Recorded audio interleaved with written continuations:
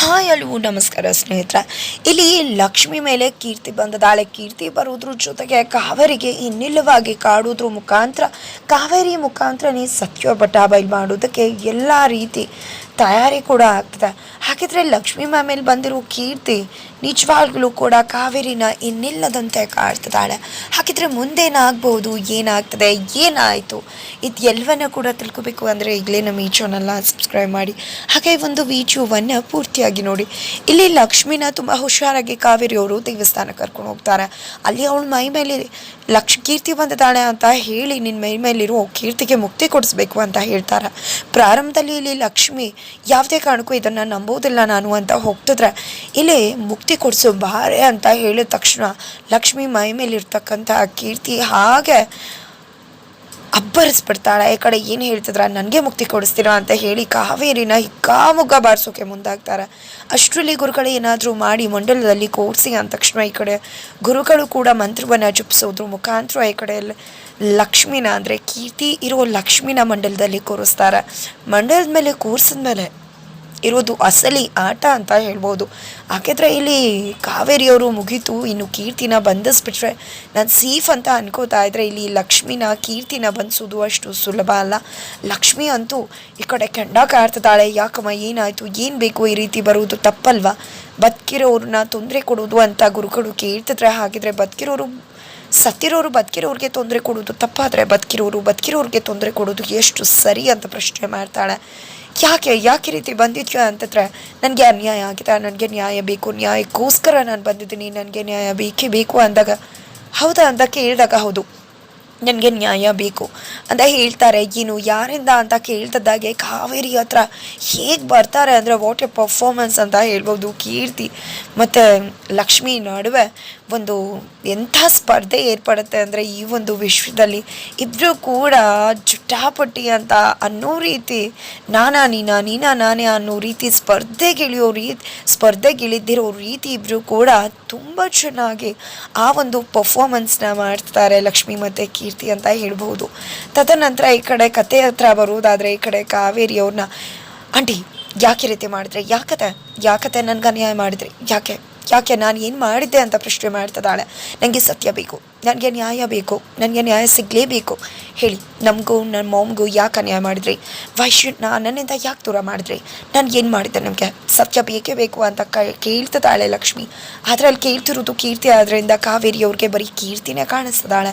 ಇಲ್ಲ, ನಾನು ಏನೂ ಮಾಡಿಲ್ಲ ಅಂತಲೇ ಕಾವೇರಿಯವರು ಸ್ಟಾರ್ಟಿಂಗಲ್ಲಿ ಹೇಳ್ತಾರೆ. ಇಲ್ಲ ಮಾಡಿದರೆ ನನಗೆ ಬೇಕೇ ಬೇಕು, ಇಲ್ಲ ಅಂದರೆ ನಾನು ಬಿಡುವುದಿಲ್ಲ ಅಂತ ಹೇಳಿದಾಗ ನೋಡಮ್ಮ, ಕನ್ಯೆ ಆತ್ಮ ಖಂಡಿತ ತುಂಬ ಹೊತ್ತು ಬಂದ್ಸೋಕ್ಕಾಗೋದಿಲ್ಲ, ಸತ್ಯನ ಒಪ್ಕೊಂಬಿಡಿ, ಇಲ್ಲ ಅಂದರೆ ಖಂಡಿತ ಈ ಆತ್ಮ ನಿಮ್ಮನ್ನು ಬಿಡುವುದಿಲ್ಲ, ಇನ್ನಿಲ್ಲವಾಗಿ ಕಾಡುತ್ತೆ. ಒಂದು ಮಾತನ್ನು ತಿಳ್ಕೊಳ್ಳಿ, ಎಷ್ಟೋ ಆತ್ಮಗಳು ಬಲಿ ಏನೇನೋ ದೊಡ್ಡದಾಗಿ ಕೇಳುತ್ತೆ, ಈ ಆತ್ಮ ಕೇಳ್ತಿರೋದು ಜಸ್ಟ್ ಸತ್ಯ ತಿಳ್ಕೊಳ್ಳೋದು, ತಪ್ಪೊಪ್ಪಿಗೆ ಮಾಡೋದು ಅಷ್ಟೇ. ತಪ್ಪು ನಾವು ಒಪ್ಕೊಂಬಿಡಿ ಮಾಡಿರೋದನ್ನು ಅಂತ ಹೇಳ್ತಿದ್ರೆ ಏನು ಮಾಡಲಿ ನಾನು ಅಂತ ಅಂದ್ಕೊಂಡು ಅರ್ಧ ಸತ್ಯ ಹೇಳೋಣ ಅಂತ ಕಾವೇರಿ ಮುಂದಾಗ್ತಾರೆ. ಆದರೆ ನಾನು ಪೂರ್ತಿ ಸತ್ಯ ಬೇಕು ಅಂತ ಲಕ್ಷ್ಮೀ ಕೀರ್ತಿ ಹೇಳಿದ ತಕ್ಷಣ ಈ ಕಡೆ ಸತ್ಯ ಹೇಳ್ಬಿಡೋಣ, ಒಪ್ಕೊಂಬಿಡೋಣ ಅಂತ ಧೈರ್ಯವಾಗಿ ಮುಂದೆ ಬಂದು, ಪುಟ್ಟ ಅಂದರೆ ನಂಗೆ ಪ್ರಾಣ, ಆದರೆ ಪುಟ್ಟ ನಿನ್ನ ಪ್ರೀತಿ ಮಾಡ್ತಿದ್ದ, ಅದಕ್ಕೆ ನಿನ್ನನ್ನು ದೂರ ಮಾಡಿ ಲಕ್ಷ್ಮಿನ ಮದುವೆ ಮಾಡಿಸ್ದೆ ಅಂತ ಹೇಳಿ ಇಂಟೆನ್ಷನನ್ನೇ ದೂರ ಮಾಡಿದ್ದು ಅನ್ನೋ ಎಲ್ಲ ಸತ್ಯವನ್ನು ಹೇಳಬೇಕು. ಅಷ್ಟರಲ್ಲಿ ವೈಷ್ಣವ್ ಬರ್ತಾನೆ. ವೈಷ್ಣವ್ಗೆ ಸತ್ಯ ಗೊತ್ತಾಗಿರುತ್ತೆ ಈ ರೀತಿ ಕರ್ಕೊಂಡು ಬಂದಿದ್ದು ಅಂತ.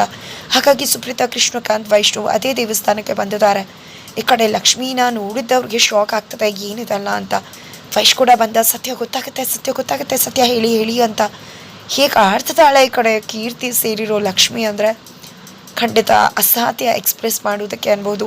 ಆದರೆ ಈ ಕಡೆ ಕಾವೇರಿಯವರು ಏನಪ್ಪ ಮಾಡೋದು, ವೈಶ್ ಬಂದಲ್ಲ, ಮುಗೀತು ನನ್ನ ಕತೆ, ಪುಟ್ಟ ಬಂದಮೇಲೆ ಸತ್ಯ ಹೇಳೋಕ್ಕಾಗುತ್ತೆ, ಏನು ಮಾಡಲಿ ಅಂತಂದ್ರೆ ಆ ಕಡೆ ಲಕ್ಷ್ಮಿ ಸತ್ಯ ಬೇಕು ಅಂತ ಹೇಳ್ತಿದ್ದಾಳೆ.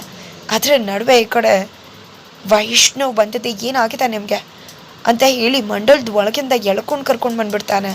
ಈ ಕಡೆ ಏನು ಪುಟ್ಟ, ಇನ್ನೇನೋ ಅವಳು ನಮ್ಮಿಂದ ದೂರ ಹೋಗ್ಬಿಡ್ತಿದ್ಲು ಅಂತ ಕಾವೇರಿಯವ್ರಿಗೆ ಹೇಳ್ತಿದ್ರೆ, ಏನು ಮಾತಾಡ್ತಿದ್ದೆ ಅಮ್ಮ, ಅವಳ ಮೇಲೆ ಯಾವ ಕೀರ್ತಿ ದೆವ್ವನೂ ಇಲ್ಲ, ಏನೂ ಇಲ್ಲ, ಅವರು ಲಕ್ಷ್ಮಿ ಅಂದಾಗ, ಇಲ್ಲ ನಾನು ಲಕ್ಷ್ಮಿ ಅಲ್ಲ ಕೀರ್ತಿ ಅಂತ ಹೇಳ್ತಾಳೆ ಲಕ್ಷ್ಮಿ. ಏನಾಗಿದೆ ನಿಮಗೆ ಅಂತ ಹೇಳಿ ರೇಖದ ತಕ್ಷಣ ಹಾಗೆ ಮೈ ಮೇಲಿರೋ ಕೀರ್ತಿ ಹೊರಟೋಗ್ಬಿಡ್ತಾಳೆ, ಹಾಗೆ ಕುಸ್ತು ಬಿದ್ದೋಗ್ಬಿಡ್ತಾಳೆ. ಪ್ರಜ್ಞೆ ತಪ್ಪಿ ಬೀಳ್ತಿದ್ದಾಗೆ ಸುಪ್ರೀತವರು ಹೊರಗಡೆ ಕರ್ಕೊಂಡು ಹೋಗ್ತಾರೆ. ಈ ಕಡೆ ಅಮ್ಮನಿಗೆ ಸರಿಯಾದ ಚಾಟಿ ಏಟನ್ನು ಬೀಸಿ ಮನೆಗೆ ಬಾ ಮಾತಾಡ್ತೀನಿ ಅಂತ ಹೇಳಿ ವೈಷ್ಣವ್ ಹೊರಡ್ತಾನೆ. ಆ ಕಡೆ ಗುರುಗಳು ನನಗೆ ಯಾವುದೇ ರೀತಿ ದಕ್ಷಿಣೆ ಕೂಡ ಬೇಡ, ಯಾಕಂದರೆ ನನ್ನ ಕೆಲಸ ಕಂಪ್ಲೀಟ್ ಆಗಿಲ್ಲ, ಆದರೆ ಮಗು ಸತ್ಯ ಒಪ್ಕೊಳ್ಳಿಲ್ಲ ಅಂದರೆ ಆ ದೆವ್ವ ಇನ್ನಿಲ್ಲವಾಗಿ ಕಾಡುತ್ತೆ ಆತ್ಮ ಅಂತ ಹೇಳಿ ಕಾವೇರಿ ಅವ್ರನ್ನ ಎಚ್ಚರಿಸ್ತಾರೆ. ಈ ಕಡೆ ಲಕ್ಷ್ಮಿನ ಮನೆಗೆ ಕರ್ಕೊಂಡು ಬರ್ತಾರೆ, ಅವಳಿಗೂ ಕೂಡ ಎಚ್ಚರ ಆಗತ್ತೆ. ಈ ಕಡೆ ನನಗೇನಾಗಿರ್ಬೋದು ಅಂತ ಕೇಳ್ತಿದ್ದಾಳೆ. ಏನೂ ಇಲ್ಲಮ್ಮ, ಆರಾಮಾಗಿರು, ಸ್ವಲ್ಪ ಸ್ಟ್ರೆಸ್ ಆಗಿದೆ ಅಲ್ವಾ ಅದಕ್ಕೆ ಅಂತ ಸುಪ್ರೀತಾ ಹೇಳ್ತಿದ್ರೆ ಹೊರಗಡೆ ಒಂದು ದೊಡ್ಡ ನಾಟಕನೇ ನಡೀತದೆ. ಈ ಕಡೆ ಕಾವೇರಿಯನ್ನು ತರಾಟಕ್ಕೆ ತೊಗೊಂಡಿರೋ ವೈಷ್ಣವ್ ಏನಮ್ಮ ಮಾಡ್ದೆ, ಯಾಕೆ ರೀತಿ ಮಾಡ್ದೆ ಅಂತ ಕೇಳ್ತಿದ್ರೆ ಲಕ್ಷ್ಮಿ ಒಳ್ಳೇದಕ್ಕೆ ಪುಟ್ಟ, ಅವಳ ಮೈ ಮೇಲೆ ದೆವ್ವ ಬಂದಿರೋದ್ರಿಂದ ಇಷ್ಟೆಲ್ಲ ಕಾಟ ಕೊಡ್ತದೆ, ಅವಳಿಗೂ ತೊಂದರೆ ಆಗ್ತದೆ, ನನ್ನ ಸೊಸೆ ಚೆನ್ನಾಗಿರಬೇಕು ಅಂದಾಗ ಹೌದೌದು ಯಾವಾಗಲೂ ಕೂಡ ಇದೊಂದು ಮಾತನ್ನು ಹೇಳ್ಬಿಟ್ಟು ಇನ್ನೊಬ್ರಿಗೆ ಒಳ್ಳೇದು ಅಂದ್ಕೊಂಡು ನಿಂಗೆ ಏನು ಬೇಕೋ ಅದನ್ನು ಮಾಡಿಬಿಟ್ಟು ಅವ್ರಿಗೆ ತೊಂದರೆ ಕೊಟ್ಬಿಟ್ಟು ಆಮೇಲೆ ಇನ್ನೊಬ್ರು ಒಳ್ಳೇದಕ್ಕೋಸ್ಕರ ಮಾಡ್ತಿದ್ದೀನಿ ಅಂತ ಹೇಳಿ ಸಮರ್ಥನೆ ಮಾಡ್ಕೊಳ್ಳೋದೆ ನಿನ್ನ ಕೆಲಸ ಆಗೋಯ್ತಲ್ವ. ನೀನು ಮಾಡಿರೋದ್ರಿಂದ ಎಂಥ ಕೆಲಸ ಆಗುತ್ತೆ ಅಂತ ಗೊತ್ತಿದೆಯಾ?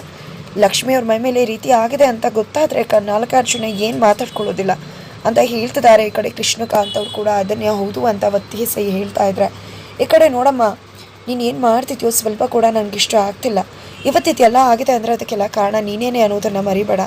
ನೀನೇನಾದರೂ ಅವತ್ತು ಕೀರ್ತಿ ಹತ್ರ ಹೋಗಿ ನನ್ನ ಜಾತಕದ ವಿಷಯ ಹೇಳಿದೆ ನನ್ನ ಹತ್ರ ಹೇಳಿದ್ರೆ ಖಂಡಿತವಾಗ್ಲೂ ಕೂಡ ಇದೆಲ್ಲ ನಡೀತಿದ್ದ, ನನ್ನ ಕೀರ್ತಿ ಮದುವೆ ಆಗಿರ್ತಿತ್ತು.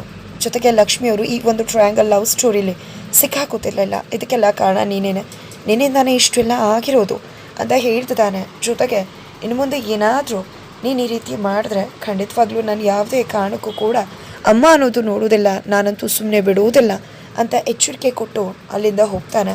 ಈ ಕಡೆ ಕಾವೇರಿ ಅವ್ರಿಗೆ ಏನು ಮಾಡಬೇಕು ಅಂತ ಗೊತ್ತಾಗೋದಿಲ್ಲ. ಜೊತೆಗೆ ಆ ಕಡೆ ಲಕ್ಷ್ಮಿ ಹತ್ರ ಹೋಗಿದೆ, ನನಗೇನು ಮಾಡಿದೆ, ನನ್ನ ಮೈ ಮೇಲೆ ನಿಜವಾಗ್ಲೂ ಕೂಡ ಕೀರ್ತಿ ಬಂದಿರೋದು ನಿಜನ ಅಂತ ಹೇಳ್ತಿದ್ರೆ ಏನ್ರಿ ಮಾತಾಡ್ತಿದ್ರ, ಸ್ಟ್ರೆಸ್ ಆಗಿರುತ್ತೆ ಅದಕ್ಕೆ ಆ ರೀತಿ ಆಡ್ತಿರ್ತೀರ, ಅದನ್ನು ಬಿಟ್ಟು ಅಮ್ಮ ಹೇಳಿದ್ರು ಅಂತ ಈ ರೀತಿ ಎಲ್ಲ ನೀವು ಹೋಗೋದಾ ಅಂತ ಹೇಳ್ತಿದ್ರೆ ಅದು ಅತ್ತೆ ಕೀರ್ತಿ ಮೈ ಮೇಲೆ ಬಂದಿದೆ ಮನೆಗೆ ತೊಂದರೆ ಆಗ್ತದೆ ಅಂತ ಹೇಳಿದ್ರು ಅಂದಾಗ ನಾನು ಈ ರೀತಿ ಮಾಡ್ತಾರೆ ಅಂತ ಅಂದ್ಕೊಂಡಿರಲಿಲ್ಲ, ನನಗೂ ಕೂಡ ಗೊತ್ತಿರಲಿಲ್ಲ ಅಂತ ಹೇಳ್ತಾರೆ. ಕುರಿ ಥರ ಹೇಳಿದ್ರು ಅಂತ ಹೋಗ್ಬಿಡೋದ, ನಿಮಗೆ ವಿವೇಚನೆ ಬುದ್ಧಿ ಇದೆ ಅಲ್ವಾ, ಏನು ಮಾಡಬೇಕು ಏನು ಮಾಡಬಾರ್ದು ಅಂತ ಗೊತ್ತಿದೆ ಅಲ್ವಾ, ಅದೆಲ್ಲ ಗೊತ್ತಿತ್ತು ಯಾಕೆ ರೀತಿ ಹೋದ್ರಿ, ಇನ್ನು ಮುಂದೆ ಏನೇ ಮಾಡಿದ್ರು ಕೂಡ ನನಗೆ ಹೇಳೇ ಹೋಗಬೇಕು, ನನಗೆ ಹೇಳ್ದೆ ನೀವು ಯಾವುದೇ ರೀತಿ ಕೆಲಸ ಕೂಡ ಮಾಡಬಾರ್ದು ಅಂತ ಹೇಳ್ತಿದ್ದಾನೆ ವೈಷ್ಣವ್. ಈ ಮಾತನ್ನು ಕೇಳಿ ಲಕ್ಷ್ಮಿಗೆ ಏನು ಮಾಡಬೇಕು ಅಂತ ಗೊತ್ತಾಗ್ತಿಲ್ಲ.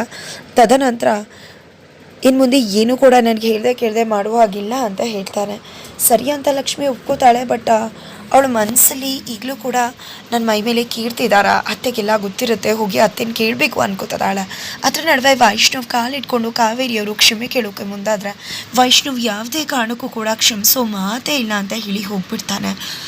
ನಂತರ ಏನಪ್ಪ ಮಾಡೋದು, ಈಗ ನನ್ನ ಮಗ ಈ ರೀತಿ ಲಕ್ಷ್ಮಿಗೆ ಬಾಳ್ತಿದ್ದಾನೆ ಅಂದರೆ ಈ ಒಂದು ವಿಶ್ವದಲ್ಲಿ ಲಕ್ಷ್ಮಿನೇ ನಂಬ್ತೀನಿ ಅಂತ ಹೇಳ್ತಾನೆ ಅಂದರೆ ಏನು ಮಾಡಲಿ ನಾನು, ಹೀಗಾದರೂ ಮಾಡಿ ಲಕ್ಷ್ಮಿ ಮೈ ಮೇಲಿರೋ ಕೀರ್ತಿನ ಓಡಿಸ್ಬೇಕು, ಆ ಲಕ್ಷ್ಮಿನ ಮೂಲೆಗೂ ಮಾಡಬೇಕು, ಇಲ್ಲಾಂದರೆ ಖಂಡಿತ ನನಗೆ ಉಳಿಕಾಲ ಇಲ್ಲ ಅಂತ ಅಂದ್ಕೊಂಡೇ ಬರ್ತಿದ್ದಾರೆ. ಅಷ್ಟರಲ್ಲಿ ಆಲ್ರೆಡಿ ಅತ್ತೆ ಹತ್ರ ಕೇಳಿದ್ರೆ ಖಂಡಿತ ಸತ್ಯ ಗೊತ್ತಾಗುತ್ತೆ ಅಂದ್ಕೊಂಡಂಥ ಲಕ್ಷ್ಮಿ ಆಲ್ರೆಡಿ ಕಾವೇರಿ ಅವರ ರೂಮಿಗೆ ಬಂದು ಕೀರ್ತಿಯಾಗಿ ಕುತ್ಕೊಂಡಿದ್ದಾಳೆ. ಈ ಕಡೆ ಕಾವೇರಿಗೆ ಲಕ್ಷ್ಮಿ ನೋಡ್ತಿದ್ರು ಕೀರ್ತಿಯಾಗೆ ಕಾಣಿಸ್ತಿದ್ದಾಳೆ. ಲಕ್ಷ್ಮಿ ನೋಡ್ತಿರೋ ನೋಟಕ್ಕೆ ಹೆದರಿ ಬೆಂಡಾಗ್ತಾ ಇದ್ರೆ ಹೇಳಿ ಅತ್ತೆ, ಕೀರ್ತಿ ಯಾಕೆ ನಿಮ್ಮನೆ ಕಾಡ್ತಿದ್ದಾರೆ, ನನ್ನ ಮೈ ಮೇಲೆ ಕೀರ್ತಿ ಬಂದಿದ್ದಾರೆ ಒಪ್ಕೊಳ್ಳೋಣ ಬಂದಿದ್ದಾರೆ ಅಂತ, ಅದ್ಯಾಕೆ ಅವರು ನಿಮ್ಮನ್ನೇ ಕಾಣಬೇಕು ಯಾಕೆ ಅಂತ ಪ್ರಶ್ನೆ ಮಾಡ್ತಿದ್ರೆ ಈ ಕಡೆ ಕಾವೇರಿ ಅವ್ರಿಗೆ ಲಕ್ಷ್ಮಿ ಪ್ರಶ್ನೆ ಮಾಡಿದಾಗ ಅನ್ನಿಸ್ತಲ್ಲ, ಕೀರ್ತಿ ಪ್ರಶ್ನೆ ಮಾಡ್ತಿರುವಾಗ ಅನ್ನಿಸ್ತದೆ. ಹಾಗಿದ್ರೆ ಲಕ್ಷ್ಮಿಗೆ ಎಲ್ಲ ಸತ್ಯ ಕೂಡ ಗೊತ್ತಾಗುತ್ತಾ, ಇಲ್ಲಿ ಕಾವೇರಿ ಬಂಡವಾಳ ಗೊತ್ತಾಗುತ್ತೆ ಪೂರ್ತಿಯಾಗಿ, ಇಲ್ಲ ನಿಜವಾಗ್ಲೂ ಕೂಡ ಲಕ್ಷ್ಮಿ ನಾಟಕ ಮಾಡ್ತಿರೋದ, ನಿಜವಾಗ್ಲೂ ಕೀರ್ತಿ ದೆವ್ವ ಬಂತು, ನಿಜವಾಗ್ಲೂ ಕೀರ್ತಿ ಸತ್ತು ಹೋಗಿದ್ದಾಳ, ಇದಕ್ಕೆಲ್ಲ ಉತ್ತರ ಸಿಗಬೇಕು ಅಂದರೆ ಖಂಡಿತ ಮುಂದಿನ ವಿಡಿಯೋಗೋಸ್ಕರ ವೇಟ್ ಮಾಡಬೇಕಾಗತ್ತೆ.